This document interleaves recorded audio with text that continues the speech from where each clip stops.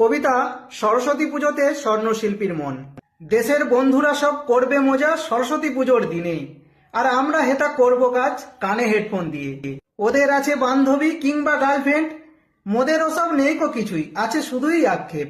ভিন রাজ্যেও আজকাল অনেক পুজোই হয়, তবে সেটা সেটে দেরি আনাগোনা কারিগরদের নয়।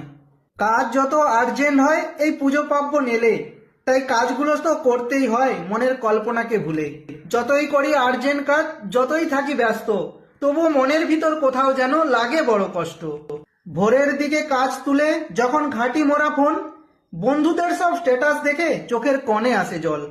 সমবয়সী বন্ধুরা সব আছে কত খুশি, তাই দেখে নিজের কাছে নিজেকেই লাগে অপরাধী। শুনেছি মা মানেই অন্তর্যামী, গোলায় তার গজমতি মুখ তার হার।